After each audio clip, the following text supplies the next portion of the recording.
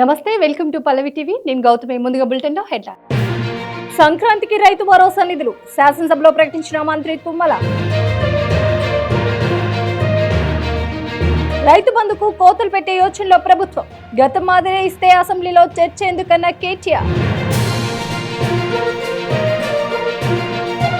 Kuwait పర్యటనకు ప్రధాని మోదీ. ఇరు దేశాల సంబంధాల బలోపేతంపై చర్చ.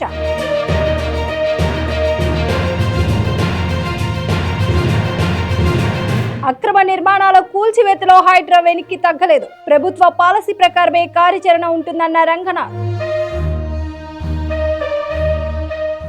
అసెంబ్లీ వేదికగా రైతులకు కాంగ్రెస్ ప్రభుత్వం శుభవార్త చెప్పింది. ఈ సంక్రాంతి నుంచి రైతు భరోసా పథకాన్ని అమలు చేస్తామని మంత్రి తుమ్మల నాగేశ్వరరావు ప్రకటించారు. అసెంబ్లీలో రైతు భరోసాపై స్వల్పకాలిక చర్చ సందర్భంగా మంత్రి మాట్లాడారు. గత ప్రభుత్వం అమలు చేసిన రైతు బంధు పథకంలో చాలా తప్పులు జరిగాయన్నారు. తమ ప్రభుత్వం దీన్ని సక్రమంగా అమలు చేసేందుకు విధి విధానాల కోసం కేబినెట్ సబ్ కమిటీ వేసిందన్నారు. ఈ కమిటీ నిపుణులు రైతుల సలహాలు సూచనలు తీసుకుని విధి విధానాలను తయారు చేస్తుందన్నారు. సంక్రాంతి నుంచి రైతు భరోసా అమలు చేసేందుకు ప్రభుత్వం సిద్ధంగా ఉందని మంత్రి స్పష్టం చేశారు. రైతు భూమిని సాగు చేస్తే మాత్రమే ప్రయోజనాలు ఇవ్వాలి అధ్యక్ష. జియో ఆర్టీ నెంబర్ 231 ప్రకారం ఈ పథకం యొక్క ముఖ్య ఉద్దేశం అధ్యక్ష. కానీ దీన్ని స్పష్టంగా పేర్కొన్నప్పటికీ అమల్లో చాలా వ్యత్యాసం కనపడుతుంది అధ్యక్ష. అదేవిధంగా గౌరవ సభ్యుల పరిశీలనార్థం కేంద్ర ప్రభుత్వం అమలు చేస్తున్నటువంటి పిఎం కిసాన్ యోజన కూడా ఈ యొక్క టేబుల్లో మీకు పొందుపరచడం జరిగింది అధ్యక్ష. దీనికోసం ఈ యొక్క విధి విధానాలని రూపకల్పన చేయటం కోసం ఆర్థిక మంత్రి ఆధ్వర్యంలో కేబినెట్ గౌరవ ముఖ్యమంత్రి గారి ఆదేశాల మేరకి ఒక సబ్ కమిటీని ఏర్పాటు చేసుకొని దీని యొక్క విధి విధానాలని సక్రమంగా గతంలో మాదిరిగా కాకుండా పకడ్బందీగా రైతులకి సాగు చేసినటువంటి భూములకి ఇచ్చేటటువంటి పద్ధతులు ఏదైనా ఉంటే మీరు పరిశీలన చేయమని చెప్పి సబ్ కమిటీకి ఇవి ఏర్పాటు చేయడం జరిగింది అధ్యక్ష. దాంట్లో భాగంగానే సబ్ కమిటీ రైతు భరోసా పథకం కోసం ప్రమాణాలు మరియు నిబంధనల కోసం అభిప్రాయాలు సేకరించేందుకు రాష్ట్ర వ్యాప్తంగా వివిధ వర్గాలతో వివిధ జిల్లాల్లో సమావేశాలు నిర్వహించాం. అంతేకాకుండా వీడియో కాన్ఫరెన్స్ ద్వారా రైతుల నుంచి ప్రతిపాదిత పథకం గురించి అభిప్రాయాలు సేకరించాం అధ్యక్ష. సహకార సంఘాల నుంచి కూడా ప్రత్యేక సమావేశాలు ఏర్పాటు చేసి వారి యొక్క ఉద్దేశాలను కూడా గమనం. కాబట్టి రేపు రాబోయే రోజుల్లో నిజమైనటువంటి సాగు చేసినటువంటి రైతుకి ఏ రకంగా ఇవ్వాలి అనేది మీ సూచనల ద్వారా తీసుకొని తప్పకుండా సంక్రాంతి పండుగ కల్లా విధి విధానాలు రూపకల్పన చేసి సంక్రాంతికి రైతు భరోసా ఇవ్వడానికి ఈ ప్రభుత్వం సిద్ధంగా ఉందని చెప్పి విజ్ఞప్తి చేస్తూ కేంద్ర ప్రభుత్వం యొక్క పథకంలో ఉన్నటువంటి విధి విధానాలు కూడా మీ ముందుంచాం అధ్యక్ష.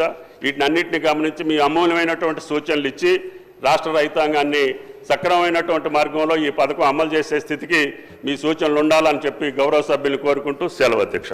గత ప్రభుత్వం అమలు చేసిన రైతు బంధు పథకం లబ్ధిదారులకు ఉన్నది ఉన్నట్టు ఇచ్చే ఉద్దేశం ఉంటే రైతు బంధుపై చర్చ ఎందుకని కాంగ్రెస్ ప్రభుత్వాన్ని బీఆర్ఎస్ వర్కింగ్ ప్రెసిడెంట్ కేటీఆర్ నిలదీశారు. రైతు భరోసాపై ప్రభుత్వం చేపట్టిన స్వల్పకాలిక చర్చ సందర్భంగా ఆయన మాట్లాడారు.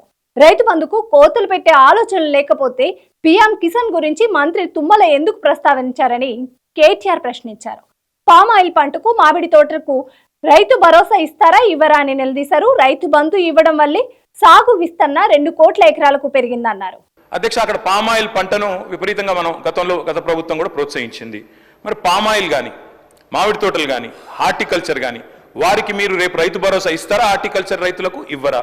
పామాయిల్ వేసిన రైతుకి అసలు మీరు ఇంటర్ క్రాపింగ్ చేయకపోతే రైతు బంధు ఇవ్వరా? ఇంకా హైదరాబాద్ చుట్టుపక్కల ప్రాంతాల్లో అధ్యక్ష, రంగారెడ్డి జిల్లా కానీ వికారాబాద్ జిల్లా కానీ ఈ ప్రాంతంలో 3 పంటలు తీసే రైతులు కూడా ఉన్నారు అధ్యక్ష.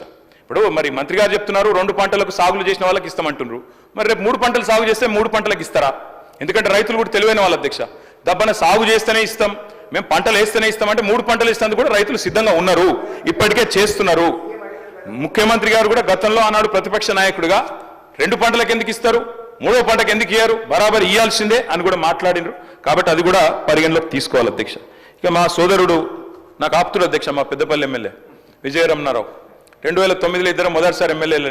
ఇప్పుడు ఆయన మాటలు వింటేనైతే నాకు నవ్వాలని ఏడవాలని తెలియలేదు అధ్యక్ష. ఎందుకంటే గతంలో మేము ఏదో మొత్తం నాశనం చేసిపోయినాం, అసలు మేము ప్రభుత్వంలో ఉన్నప్పుడు వర్షాలే పడలే, మరి మేము ప్రభుత్వంలో ఉన్నప్పుడు వర్షాలు పడకపోతే వ్యవసాయ దిగుబడి ఎట్లా పెరిగింది అధ్యక్ష, వ్యవసాయ విస్తీర్ణం ఎట్లా పెరిగింది అధ్యక్ష ఇంకా గమ్మత్తు విచిత్రమైన విషయం. నేను కావాలంటే ఇప్పుడే నాకు స్పీచ్ కూడా ఉంది, రేవంత్ రెడ్డి గారు ఇక్కడ కూర్చొని ఇచ్చిన స్పీచ్ అధ్యక్ష. ఆనాడు కాంగ్రెస్ ప్రభుత్వ హయాంలో రైతుల పరిస్థితి ఏంది, కరెంటు పరిస్థితి ఏంది, నీళ్ల పరిస్థితి ఏందని రేవంత్ రెడ్డి గారు ఇక్కడ నించొని ఇచ్చిన స్పీచ్ అధ్యక్ష.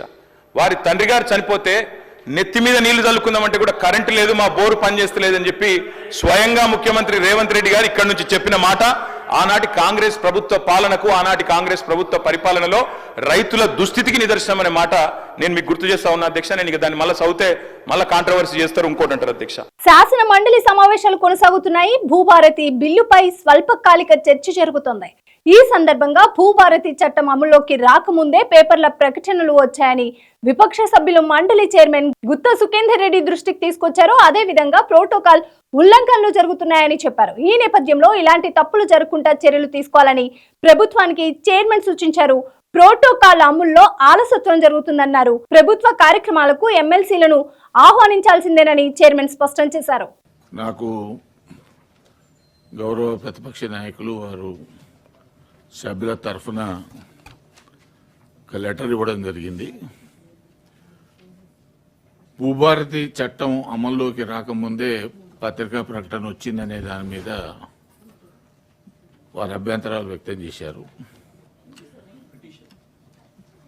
కాబట్టి దీని మీద శాసనసభ కానీ శాసన మండలి కానీ జరుగుతున్నటువంటి సందర్భంలో ఇలాంటి తప్పులు జరగకుండా చూసుకోవాల్సినటువంటి బాధ్యత ప్రభుత్వం మీద ఉన్నది. దీని విషయం ఒకటి. రెండు, చాలా సందర్భాల్లో ప్రోటోకాల్ వయలేషన్స్లో ప్రధాని నరేంద్ర మోదీ కువైట్ పర్యటనకు వెళ్లారు. ఆ దేశంలో 2 రోజుల పాటు మోదీ పర్యటన కొనసాగుతుంది. ఆ దేశ రాజు Sheikh Mishal Al Mohammed Al Jubeira Al Saheb ఆహ్వానం మేరకు మోదీ కువైట్ లో పర్యటించనున్నారు. భారత ప్రధాని కువైట్ కి వెళ్లడం 43 ఏళ్ల తర్వాత ఇదే తొలిసారి. ఈ సందర్భంగా మోదీ ఆ దేశంలోని అగ్రనాయకులతో పాటు అక్కడున్న భారతీయులను కలుసుకున్నారు. భారత కార్మిక శిబిరాన్ని సైతం సందర్శిస్తున్నారు. ఈ పర్యటనలో Arabia Gulf cup football tournament ప్రారంభోత్సవానికి ఆయన హాజరయ్యేలా అవకాశం ఉంది. మోదీ కువైట్ రాజు మధ్య రక్షణ, వాణిజ్యంతో సహా పలు కీలక రంగాలకు సంబంధించిన ఒప్పందాలపై సంతకాలు జరగనున్నట్లు తెలుస్తుంది. మరోవైపు కువైట్ లో జరిగే హాల్ మోదీ కార్యక్రమంలో దాదాపు 4000 మంది భారతీయులను ఉద్దేశించి మోదీ ప్రసంగిస్తారని అధికారులు తెలిపారు.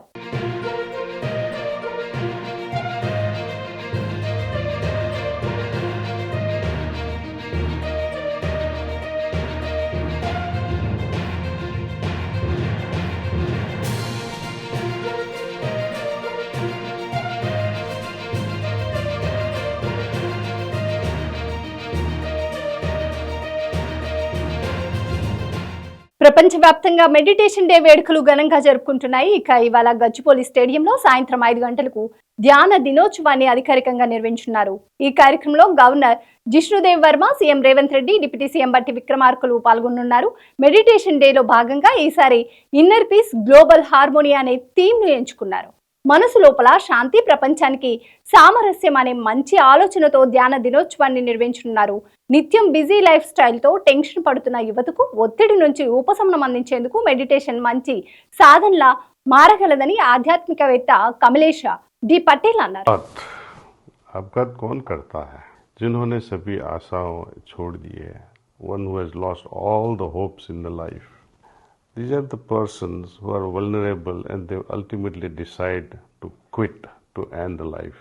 Families, friends, communities, at work, we have to make possible that everyone associated with us need not be driven to such an extent that they become hopeless. Our job as friends and relatives must be able to inculcate and nourish the fulfillment of such a hope. Moreover, one needs a really good understanding of what life is all about. Ups and downs of life are always there. But how to sail through? Once again I say, meditation helps us to understand various nuances of life. We begin to think wisely. We make decisions based on our proper understanding. we also developed a straightforward, honest way of life. So meditation to me is a vaccination for many mental diseases, including anxiety, fear, hopelessness. One becomes compassionate, not only towards oneself, but towards others as well. So I hope meditation will help rejuvenate our society at large and create spiritual giants. అక్రమ కట్టడాల కూల్చివేతలపై Hydraa commissioner Ranganath మరోసారి కీలక వ్యాఖ్యలు చేశారు. ప్రజాగ్రహంతో కూల్చివేతలు విషయంలో హైడ్రా వెనక్కి తగ్గిందని వస్తున్న వార్తలను ఆయన కొట్టిపారేశారు. అక్రమ నిర్మాణాల కూల్చివేతలపై హైడ్రా ఎలాంటి యూటర్న్ తీసుకోలేదని తెలిపారు. ప్రభుత్వ పాలసీ ప్రకారమే తమ కార్యాచరణ ఉంటుందన్నారు. 2024 జూలైకి ముందు అనుమతులు ఉన్న ఇళ్లను కూల్చబోమని మరోసారి ఆయన స్పష్టం చేశారు. లేకపోతే లక్షలాది ఇళ్లను తాము కూల్చాల్సి ఉంటుందని అభిప్రాయపడ్డారు. ఇక ఏ విషయంలోనైనా అనుభవాల నుంచి ఎవరైనా నేర్చుకోవాల్సిందేనని అన్నారు. అందుకే హైడ్రా ఏర్పాటైన తర్వాత అనుభవాలతో కొన్ని విధానాలను మార్చుకున్నామని ఆయన చెప్పుకొచ్చారు. రేవంత్ తడిగుడ్డుతో తెలంగాణ గొంతులు కోస్తున్నారని కేటీఆర్ తీవ్ర విమర్శలు చేశారు. అప్పుల బాధతో ఆటో డ్రైవర్ ఆత్మహత్య అని వచ్చిన వార్తపై స్పందిస్తూ ట్విట్టర్ వేదికగా ప్రభుత్వంపై మండిపడ్డారు. పైసలతో దగదగ మెరిసిన చేతులకు పురుగుల డబ్బా రావడం మార్పా అని, ఆదాయంతో నిండిన ఆనందమయ జీవితంలోకి ఆత్మహత్య ఆలోచన చొరబడ్డం మార్పా అని ప్రశ్నించారు. ఆటో డ్రైవర్లకు రేవంత్ ఇస్తానన్న 12,000 సాయం ఏమైందని నిలదీశారు. కేవలం ఆటో డ్రైవర్లనే కాదు, అన్ని వర్గాలను రేవంత్ మోసం చేశారని కేటీఆర్ మండిపడ్డారు. ఇదేనా రేవంత్ నువ్వు తీసుకొచ్చిన మార్పు అని కేటీఆర్ విమర్శించారు. ఐక్యరాజ్య సమితి ప్రధాన కార్యాలయంలో జరిగిన మొట్టమొదటి ప్రపంచ ధ్యాన దినోత్సవం ప్రారంభమైన సెషన్లో ఆధ్యాత్మిక గురువు శ్రీ రవిశంకర్ కీలక ప్రసంగం చేశారు. ధ్యానం చేయడం అంటే అందరూ అనుకున్నట్లు విలాసంగా చేసుకునే ప్రోగ్రాం కాదని, ప్రతి మనిషికి అది ఒక అవసరమని తెలిపారు. మనసును పరిశుభ్రంగా ఉంచుకోవడాన్ని ధ్యానంగా చెప్పవచ్చన్నారు.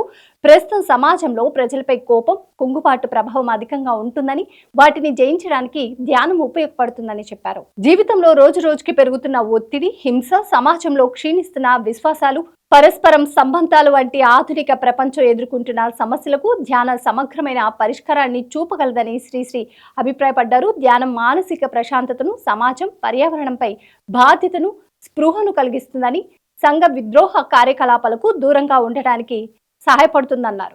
ప్రపంచ శాంతి, సమగ్రత, సమైక్యతను పెంపొందించడంలో ధ్యానం పోషించగలిగే కీలక పాత్ర అని ఆయన వివరించారు. టెక్ కంపెనీల్లో ఉద్యోగుల కోతలు మళ్లీ మొదలయ్యాయి. పలు సంస్థల ఉద్యోగాలను ఎడాపెడా ఇంటికి పంపుతున్నాయి. గత ఏడాది 12,000 మందికి పైగా ఉద్యోగులను ఇంటికి పంపిన గూగుల్ ఇప్పుడు మరో 10% మందిపై వేటు వేసేందుకు రెడీ అయింది.